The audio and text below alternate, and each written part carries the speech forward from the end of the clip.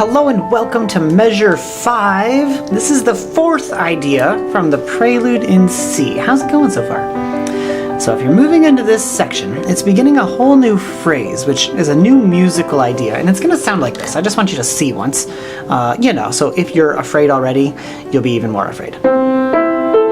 Just kidding. This is measure 5, and it's a very beautiful measure. It has the highest note we're going to have in the whole song. And then measure 6. It's going to use an F sharp. Measure 7 is going to go down to that B again. Measure 7 looks a lot like measure 5, and then measure 8. You shouldn't be playing any of this right now. And there's measure 8. And there's a lot going on there right now that you don't see, that as we learn measure by measure as we go through this, you're going to see a lot of connections and similarities and little patterns inside measure 5 and 6 to 7 and 8. And those are going to connect to form one whole new idea that's going to expand and basically double the scope that we have so far of the song. This is going to be measures 1 through 8. Okay, so let's start with measure 5. We need to add one new note. Like I said, this is going to be the highest note in the song. If we were going from A5, we're going to go up to A6, which is up here by 3 black keys, right in between black keys 2 and 3. And then I'm going to draw a number 6 up there.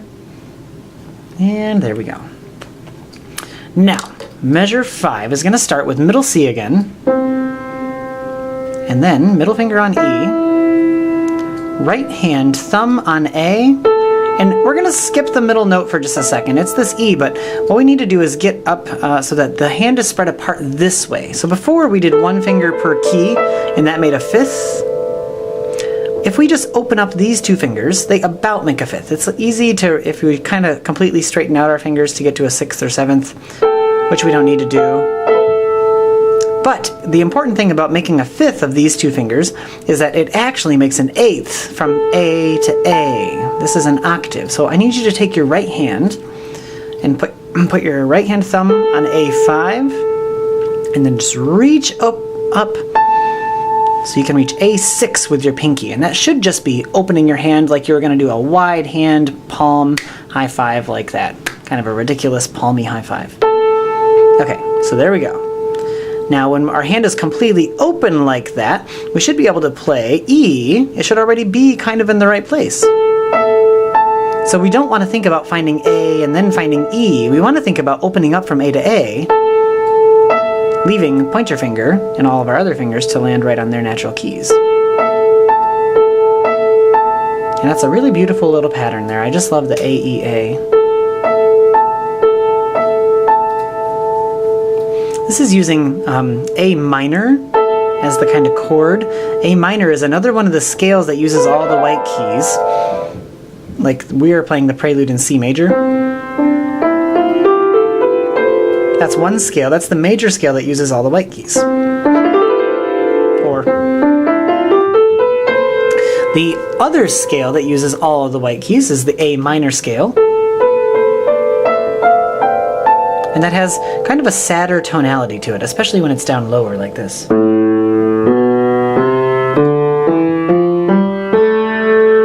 Or especially if we play the A minor chord, which is just A, C, and E. Doesn't that sound kind of spooky or scary, a little intimidating? Compared to C major, which has a lot happier, kind of a peppier tone. And that's what we've been doing so far. But this is going to blend C major with A minor. See how the first part sounds nice and peppy? But then it switches right in the middle to that minor tonality. So this is how we do it. Remember, stretch that hand open. And this is what it is. It's a blend of our major and minor tones, which means that the song that just started in measures 1 through 4 with C major kind of blends in some other ideas, just kind of hovering around the notes we've done so far. And then measure 4 again comes right back to that C major tonality. And then measure 5 takes a dramatic shift. See how that connects?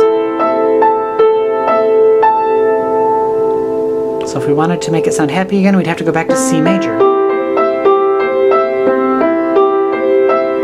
And here's measure 5 again. I want you to try that. Try measure 5. Do it just like this. C, E, A, E, A. That's the important concept.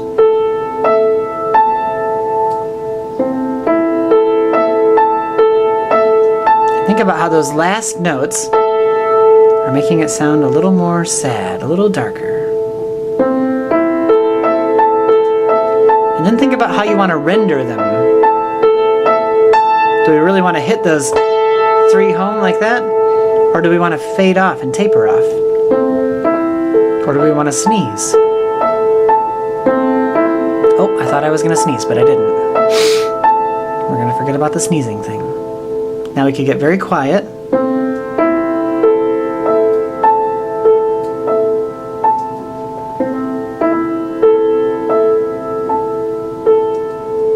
Try it as gently as you can. One of the things we're going to learn about our hands as we go through this course is that the different fingers have different kind of power or strength. The thumb is a very strong downward motion.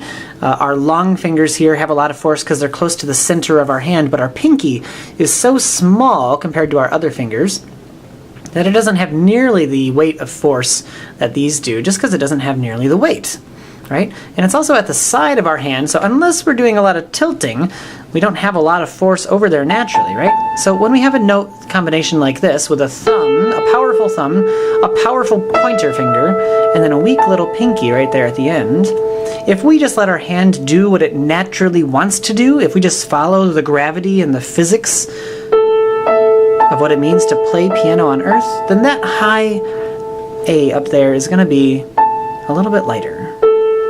And that's okay. We can just use the natural physics of our hand to let the notes come out the way that they come out in the universe that we exist in. Kind of crazy, huh? Who thought we were going to talk about physics today? It's just measure number 5. We're just supposed to be talking about the 4th idea in this song. Okay, well anyway, that's the 4th idea. Now we're also starting each of these measures with our left-hand pinky. So as long as we're thinking about how the natural weight falls, if we're hitting with our arm, if we're pulling our whole arm down, then it's going to really disrupt the physics or change the physics of each of these fingers, because it's not just the weight of that finger, it's the weight of the whole arm, right? Look at all that. Blah, so much. I'm actually kind of scrawny, so there's not too much really weight there, but if I use my whole arm, there's a lot more than if I'm just using my pinky. So if you want it to be very light, then just use only a pinky motion, and you'll only have that bit of strength, which can become quite strong, but naturally, probably right now, it's not very strong unless it's been strengthened somehow. So you just press it down. With the fingers. Press from the fingers, and then you'll get a very soft touch.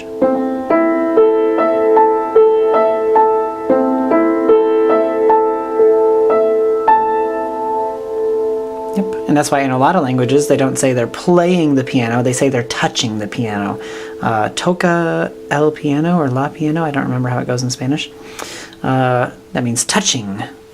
Or toca la guitarra, I'm pretty sure that's correct. That means touching the guitar, because that's what we're doing, we're touching it, right? I like how we say it in English, though, that we're playing music. Because it feels more like playtime, you can just play around with it. But we are also touching, and this is a measure that reminds me that we are just touching it very lightly. And that's all we're going to do for the beginning of the next set, measures 5, 6, 7, and 8. Make sure you're still getting better at 1 through 4. The way that we're learning this, just a measure at a time, makes it so that everything that we've learned before is a natural review cycle. So just because we're learning measure 5 doesn't mean you should be only thinking about measure 5. It means you should be thinking about 1 through 5 and how the little chunk that we added on now is expanding that idea and giving us new ways to work with it, even if we didn't play the whole song. We just made up our own miniature songs. And now you can give yourself a round of applause. Good job.